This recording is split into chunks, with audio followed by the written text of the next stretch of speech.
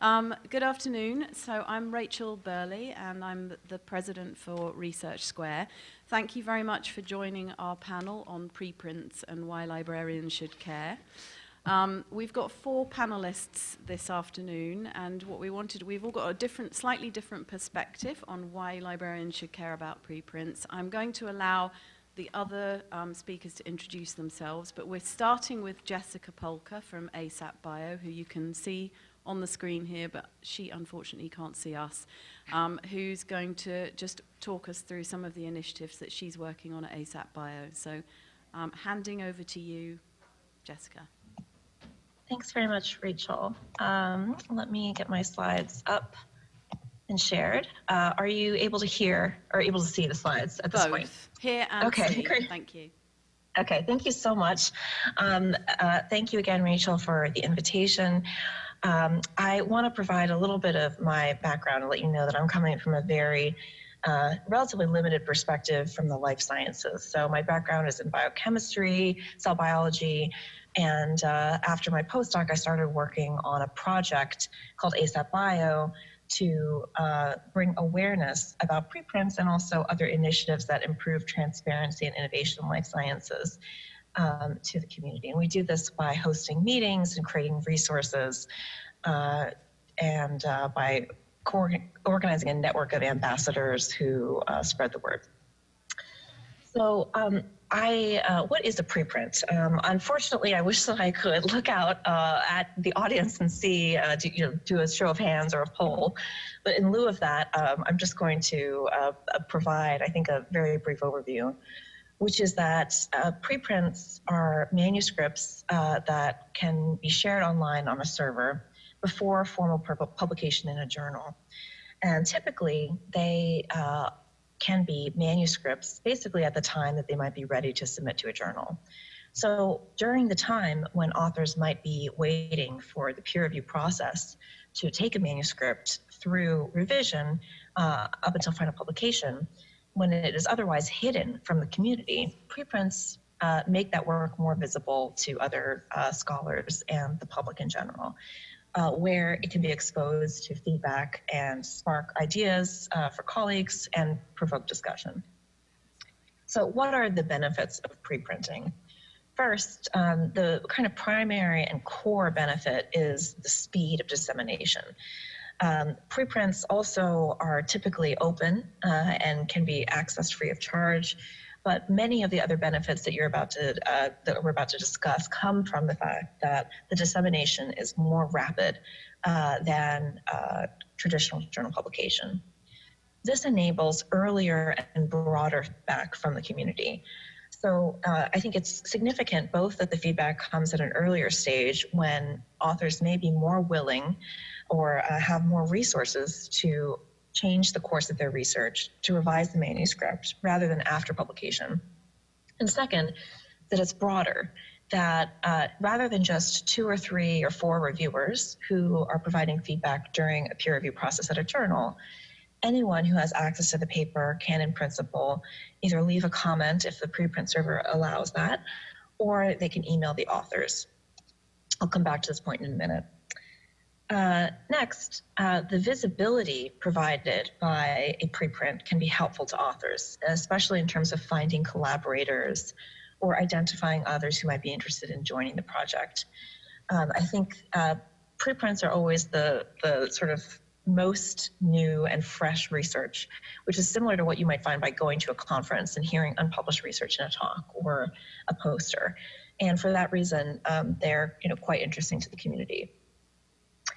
Next, there's starting to be some institutional recognition for preprints for grants and jobs. I will highlight a few examples of that. There's a opportunity to reduce gatekeeping, that is to say, to allow more types of work to be made public. And of course, while many preprints are screened, in other words, while preprint servers have screening policies, they're certainly not as rigorous as journal policies, and they have a lower entry barrier to posting in that there's no APCs or obligation to revise the paper. So this can really broaden what can be disseminated with preprints. For example, negative results are possible to be preprinted. So for example, I want to highlight the fact that many preprint servers, including Archive, which Oya will speak about, and also bioRxiv, have some statistics on the rate at which articles that are posted as preprints are subsequently published in a journal. And in this analysis by Abdil and Blackman, which appeared as a preprint in the eLife earlier this year, you can see that historically for preprints that are older than 2 years, let's say, approximately 60 or 70% of them are being published in a journal. So you can interpret the other 30% as either, papers that aren't destined for a journal one way or the other. I personally think this is quite a positive thing, since it means that research outputs that might not get published otherwise, for example, results that are very controversial, results that are negative, results that don't necessarily fit the mold for a traditional journal article can get out there. And I also just want to highlight briefly the fact that yesterday an amazing preprint appeared about bioRxiv.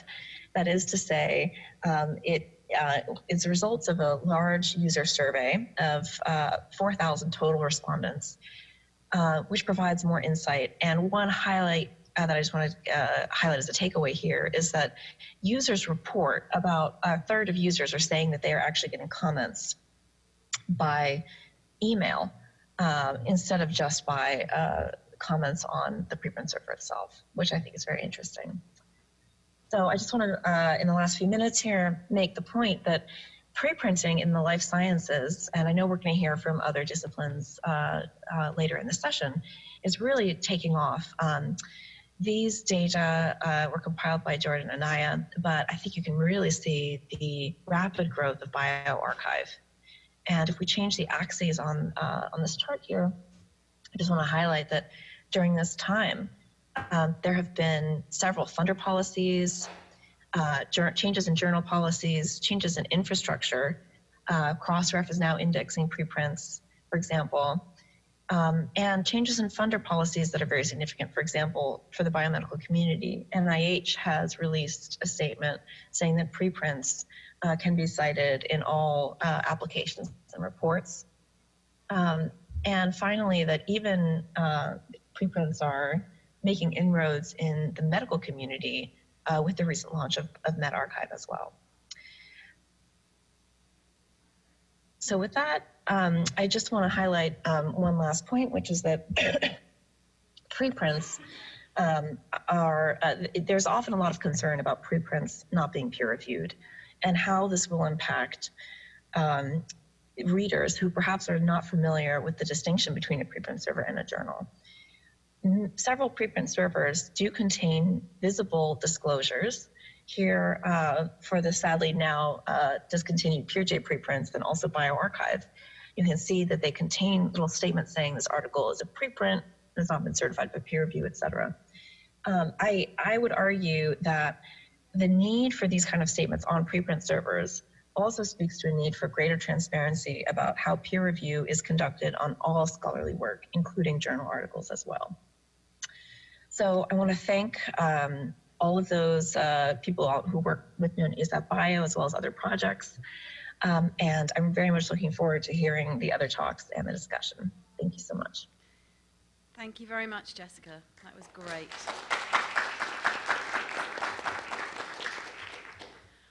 Okay, so we'll come back to Jessica for the Q&A at the end if people have questions for her. So as I said, I'm Rachel Burley, and I'm the president for Research Square. Research Square is an organization that helps researchers get published in a variety of ways, but most recently, we've been launching a service called In Review, working with Springer Nature, which is enabling authors to preprint on submission to journals. So Jessica talked about the rise of preprints, and it's, I think it's quite interesting to note that yes, this is amazing growth of preprints in the biology since bioRxiv launched, and this chart just shows just a sort of hockey stick curve of how that's grown. However, when you look at actually what percentage of the literature that represents, It's that tiny little blue bar at the bottom there that you can't even see, which is less than 2%. So it's still very, very underutilized in the biologies and in the clinical disciplines. So for all the reasons that Jessica just talked about, preprints are important. And so if you believe that disseminating research more quickly in that way is important, then how do you encourage researchers to do it? And so how we're working with Springer Nature and potentially other publishers is actually encouraging authors on submission to our journals to also preprint at the same time, and in fact doing it on their behalf. So there's 70 journals at the moment, Biomed Central journals, that are piloting this, and in the editorial management system, the author is clearly invited to opt in for a preprint, and they check a box to say they understand that's what they're doing, and then the preprint is actually assigned a DOI, it's an HTML version of the article, and that persists while the peer review process is going on.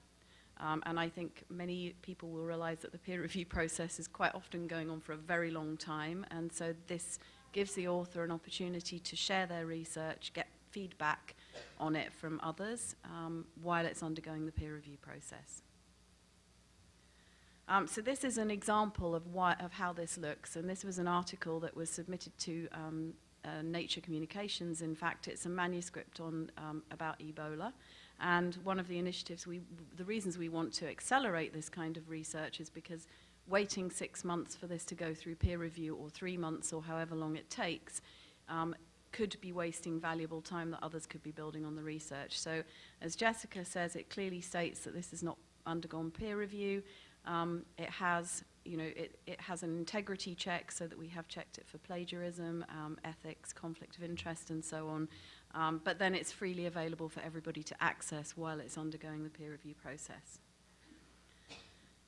So the other benefit of this, and I'd like to see more publishers and journals doing this going forward, is that it's journal integrated. So the preprint itself is connected to the journal that it's been submitted to, and then the peer review timeline appears alongside that preprint, so the author, the readers, and anyone else can see exactly what stage and status this manuscript is at.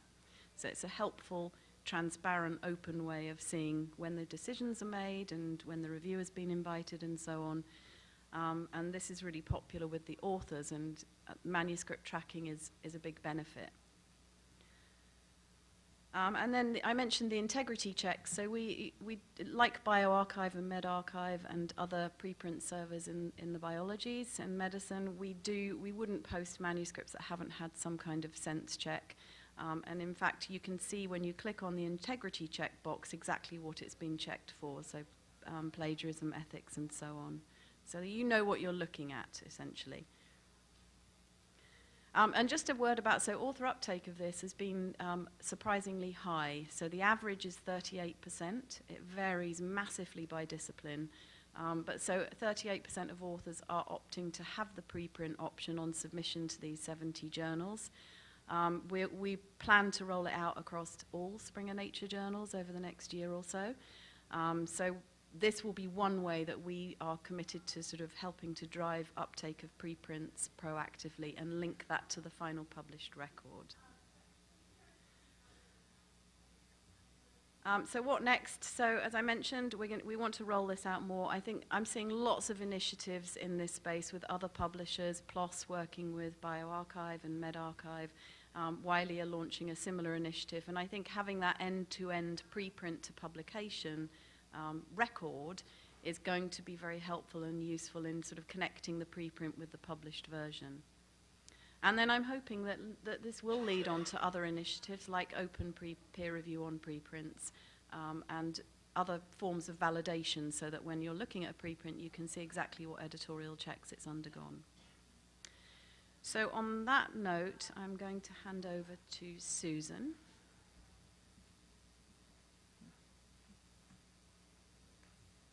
Thank you, Rachel. Oops. All right. So I was asked to come here to talk from the librarian perspective, talking about why, what things librarians should be thinking about with preprints. And I put this slide up here to give an idea that, see all those are all preprint servers, and there's more than 40 now, covering almost every subject area. Some of them are country specific, some of them are language specific. There's a French one, an Arabic one. So they cover a lot of different fields. And the other thing we should be aware of is where are preprints being posted? Because you've just heard a couple people talk about specifically preprint servers.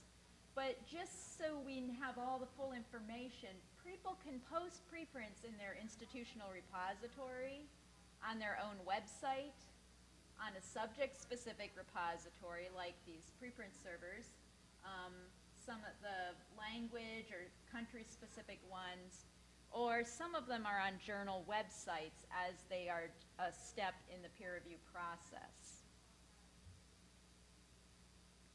So when you look into preprints, though, they do seem to be much more heavily used in the sciences, which I think has to do with the fact that science is more about rapid communication than some other, like for instance, the humanities. And some of the major preprint servers here, I put up this slide to give you an idea that there are different flavors of preprint servers. For instance, we have the bioRxiv and the just recently launched this year medRxiv are run by Cold Spring Harbor Laboratory, and it's a nonprofit. ChemRxiv right there was launched by their major association, the American Chemical Society. But then, okay, SSRN, Social Science Research Network, was bought out by Elsevier, I don't remember how long ago. So that's an example of it's not just preprints, but you can put preprints, but that is definitely a commercial server. So those are the different kinds of flavors we have there. Now, again, I could find a lot more information about preprints in the sciences, so I'm sort of focused on those. Reluctance about preprints has taken various forms. For biologists, it took them a while to really warm up to that. The physicists have been doing it for a while. The biologists were concerned, they didn't necessarily see an advantage. They were worried about the possibility of being scooped before formal publication. They thought preprints might hinder them from getting their final paper published. They were worried about flooding the literature with low quality or incomplete data, and they were worried that the scholarly communication landscape could become convoluted. So some of their fears have been allayed. I mean, I think it's clear now that the whole being scooped thing isn't really going to happen, but I think we are still grappling with the scholarly communication landscape and what that means. The chemists have been actually the slowest field ever to adopt open access in any kind of form. And I think I read that had to do with their society's influence. But they now have ChemRxiv. So the health scientists were actually the slowest not to adopt open access, but to adopt preprints. medRxiv was only launched this year, and it actually was launched with a more stringent screening process than any of the other preprint servers. medRxiv preprints are screened by an external clinical scientist and an experienced clinical editor before it's allowed to go up. They will not post research deemed a risk to the public, and they say on the website in big red letters, the work is not to be used to guide treatment or to be reported in the press as a medical advance. So this is all new. We will see how all that works. But you can see that the field of medicine has actually had the biggest number of concerns. So what about us as librarians working with faculty or researchers? So what are some things we can do? Well, number one, we need to help people understand preprints. There's a lot of confusion out there. Hopefully we're helping you here to understand some things that are going on in the field. Some people are finding out that a preprint of theirs just got posted. They had no idea it was a checkbox that they had in their peer review process. So helping them understand. Get to know funder requirements in your field. Some are now encouraging posting of preprints. Know how to look up journal policies as to whether you're even allowed to post your preprint. Help researchers choose whether and where to post. They could post in a preprint server, they could post on an institutional repository, maybe both would be good. And discuss big picture issues when possible. What is preprint's role in scholarly communication? It's still very much in flux, I think. For helping people understand journal policies, hopefully all of you know about the Sherpa Romeo database where you can look up journals. Quite a number of journals here allow posting of preprints, preprint and postprint, or preprint only. So the potential futures of preprints, and I got this from a Scholarly Kitchen blog that October 2019, second wave of preprint servers. And it said, well, this can go several ways. Preprints could continue to be a major component only of certain established fields. That's one option. Preprints could grow in more fields, but possibly not every field. I think we'll see more standards develop for citation of non-peer-reviewed material. That would be helpful. And another option is that preprints become accepted in most fields and actually have a large effect on scholarly communication. And people are asking questions. Will preprints be more widely peer-reviewed? Will that happen? Will preprints replace traditional journal publishing? That's an option. I think we are definitely looking at a changing field. So, thank you. Good afternoon. I'm Oya Rieger. I'm with Ethica SNR, but up until a year ago, I was at Cornell, Associate University Librarian, and for 10 years, actually, I was responsible from archive.org, including its daily operation, its sustainability, so on and so forth. What I'm going to do today is to kind of take a broad brush stroke and talk about preprints and looking at it from librarians, from libraries' perspective, and focusing on issues that we very much care about. I guess you have already seen this, knowing how many. I think, okay, I don't know how that got in there.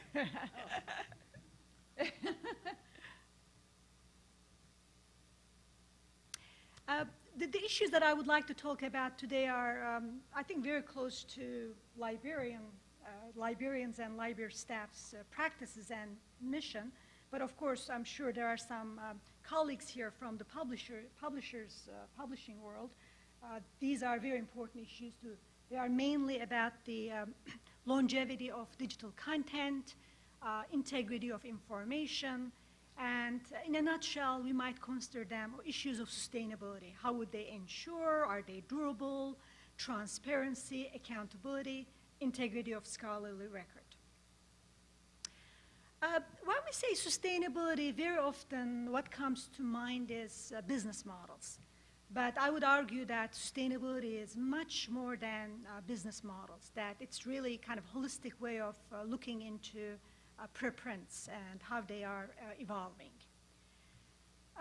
If you look at preprints from a content and sustainability perspective, the knowledge exchange, this recent report that actually Susan referred to, which there was a blog about it in Scholarly Kitchen, it's a recent study about preprints, and I believe they identified 60 platforms that were somewhat associated themselves with preprints. So first of all, when we say preprints, it's very heterogeneous, that we are not talking about a homogeneous group of institutional or homogeneous group of repositories where, indeed, we are kind of more close to the definition of a preprint being a paper, version of paper before the peer review process. If you look at these now, actually, I think there are 4 dozen of them, these preprint repositories. There are all kinds of contents now. There are short papers, posters. Some of them are including research data. Some of them are postprints. So one thing that we really need to be careful is it's very, very difficult to generalize this area now. And that when we say preprints, it kind of almost became a cliche, a term. But what they are including are not necessarily always preprints. They are almost like, I think there's going to be, I'm afraid if it goes with this, with this speed, there's going to be some confusion between institutional repositories and preprints. That's kind of the trend that we are seeing. And the other issue is, again, the assumption with preprint is that these are papers before being peer-reviewed and published. Therefore, preprints are wonderful in speedy access, quick feedback. But again, I'm not aware of any comprehensive studies, but just looking at some of the studies with arXiv, bioRxiv, so on and so forth, 20 to 85% of the papers deposited in what so-called preprints get published. 20% to 85%, it's a huge range. 20% is an old data, but one of the arXiv studies with computer science, the data is 7 years old. Why? Because most of them are conference papers. That's how computer scientists work. 85% was with materials science, condensed materials with physics, because that's how the community works. So let's remember that, again, preprints are so heterogeneous and it all depends on the disciplines. But going back to this topic of sustainability, if you look at content, I just wanted to kind of explain to you that, we are talking about a very kind of broad range of materials. Again, there are so many patterns about how transparent their content is, their creation policies. There are preprints such as arXiv and medRxiv and bioRxiv where there's a moderation process. It's not peer review, but at least there are some clear quality control parameters about how content are curated, what kind of papers are accepted, and the moderation process to make sure that these are kind of quality materials, they are not plagiarized, so on and so forth. But again, only I would say a very, very small percentage of what we consider preprints now are going through this process. Of course, the example Rachel gave was very interesting. There was a time when arXiv came about 20, 25 years ago. There was a bit of a tension between arXiv and the publishers. There was this feeling that arXiv was trying to take over publishing. That was not the case at all. arXiv and publishers, they have been coexisting. And I think as publishers are acknowledging that peer review processed scholar articles are not necessarily taking place of preprints, they are establishing their own business. One example is what Springer is doing. medRxiv is really, it's an initiative of many societies working together. And recently, the most recent one is by American Political Science Association. Again, the society establishing it. So we will be seeing various models. The third bullet, what I want to highlight is those who criticize preprints. One of the concerns is the integrity. That now you have the preprint version, sometimes on 2, 3 preprint repositories. You don't even know the difference. And there's a published version, there's version of the record, there's author's manuscript. So there are definitely concerns about how these different items, objects, intellectual objects relate to each other. Again, looking at to this broad preprints domain from technology's perspective, you may know that Open Science Framework, a couple of years ago, they came up with this open source preprint server, OSF preprints, which is fantastic. It gives you the technology, it's open source. That's how we have seen all of a sudden 3+ new preprints enter. The technology barrier is very low, but as someone who ran arXiv for 10 years, I can tell you that technology is the tip of the iceberg. Running preprints is a publishing business, it's good to have readily available technologies, but it's just not going to solve the problem. It's going to be much more curation, policies, integrity, quality, so on and so forth. And that also it's really maintaining. Preprints' archives are so basic. They don't have bells and whistles such as open annotations or open comments. But again, I think it's really good to focus on basics, including long-term durability of this content, preservation. I think it's a highly neglected issue. What will happen to these preprints? Forget about 50 years from now, but 10 years from now. An interesting fact, this is from a knowledge exchange report. Librarians and researchers prefer not-for-profit, community-governed. It sounds good. I know this is an amazingly wonderful vision, but what we are seeing is it all turns out to sometimes about business model. Where's the funding going to come from? The open access, open source are values that we all agree about, but I think the part that we are struggling with is who's going to pay? Is it going to be unfunded mandate? And in means of libraries and advocacy, just very quickly, I think we should expect transparency and accountability from these preprints, that they should have their curation policies openly available on their websites. We should be participating in their governance boards to advocate ethics, equity, diversity, and also promote the integrity of scholar record. Again, I want to highlight, what will happen if we have 10 versions of preprint and different versions of the published version out there, and sometimes related materials. It's going to be a mess. And I think I have already made this point, but I really think that one of the value proposition is going to be not only intellectual, but also the business model. And therefore, I'm really very pleased to see some models emerging where we are seeing publishers also engaging in this.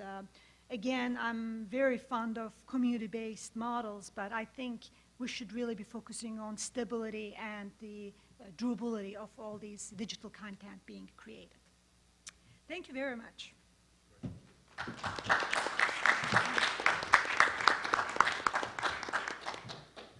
Thank you very much, Oya. That was great. Okay, so we've had, do we have a few minutes for, we do have about 7 or 8 minutes for questions. I'm going to see if I can get Jessica back with us. But does anybody have any questions for any of the panel members? Hi. Hi. My name is Lindsay Barnett. I'm from the Yale School of Medicine, and Yale is one of the founding members of medRxiv.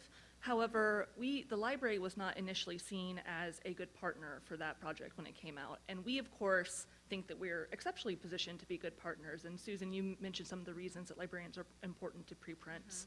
So my question is, how do you recommend that we as librarians position ourselves to be able to demonstrate our value, both to our institutions and to the companies that launch and maintain preprint servers? How do we demonstrate our value in this process?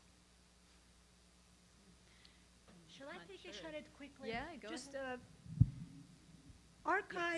Archive's governance model, archive.org, includes different advisory boards. One of them is member advisory board composed of librarians.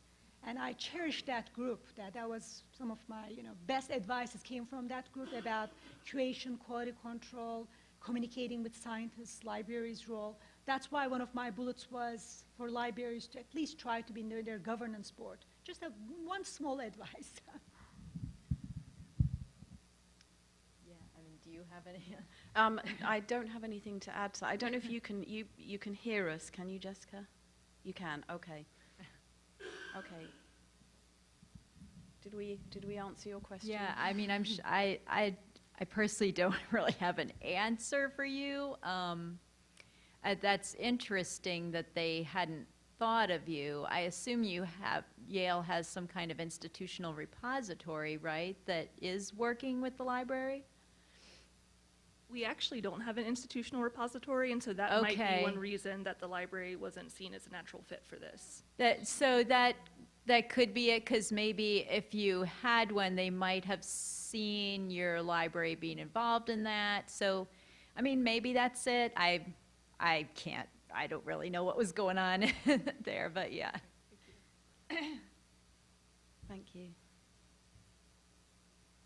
Hi, I'm Doug Lafreniere. I think Jessica, is that your name, was talking about the advantage of this in terms of open access and transparency and fewer barriers to getting published, which all sounds great if we are dealing with nothing but good actors, but there are bad actors too.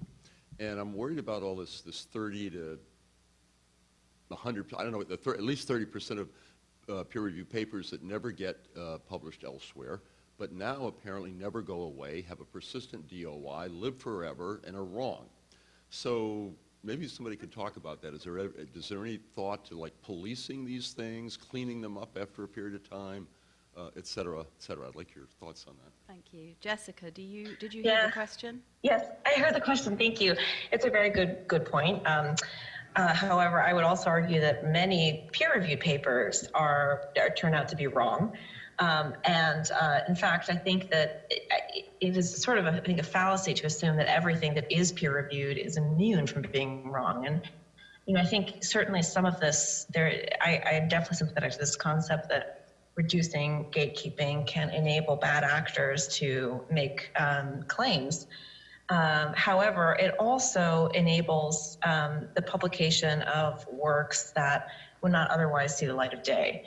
So I think that to me, the best remedy for this situation is increased skepticism, not only of preprints, but also of published literature in general. I should say that there's been a couple of cases where bioRxiv preprints have been heavily contested, and the discussion occurs in the comment section in many cases, which I think is a really great way to show immediately to the community some of the points of contention or concern surrounding a paper. Now, as we've been discussing, public commenting is not something that all servers choose to do or wish to do. But I think that in those cases, it's a great way to demonstrate reactions to a paper. I also had a comment on that. I had been thinking about preprints. So I used to be a scientist. I was in the biology field, and we didn't have preprints so much when I was doing that, but we did go to conferences and present things, and they ended up in conference abstracts and posters. That kind of thing is also on the web. And it's quite similar to some of the preprints in that, I remember I presented some stuff at conferences that ended up not being so great. it didn't pan out, or it doesn't mean it wasn't actually wrong. It just didn't lead to a story that I could publish. But it's part of the scholarly record. So to me, this is just another way of, it's adding another aspect to it. Yes, there's going to be things that are superseded. I just see it as part of the path, but maybe that's because I've been kind of used to that idea. I think I'm going to make a comment that probably is going to resemble what I said earlier. It's preprints, we are just generalizing at this point, but I hope that very soon we will kind of be much more granular, and we'll be discussing preprint A, preprint B, or what's working, what's not working. Otherwise, it's going to be very dangerous. Just like journals, we make some general comments, but then there's journal A, journal B, journal C. Some of them are excellent, some of them are poor quality, some of them are predatory. So with preprints, I think we are going to come to a point where we will be knowing which preprints are being heavily used and put some pressure on those very important issues that we just discussed about integrity and durability and reliability. But we can't generalize now. I know some preprints. I was on the advisory board of a new preprint, and I kept on saying, what can I do? What can I do? There were only 24 preprints. At one point, I said, please take me off your board, because I was not being asked any questions. It reminded me of a predatory journal in a way, right? That's how it was growing. That was a great question. Thank you. Okay, so we're at time. Thank you very much to our speakers, and thank you for joining us this afternoon.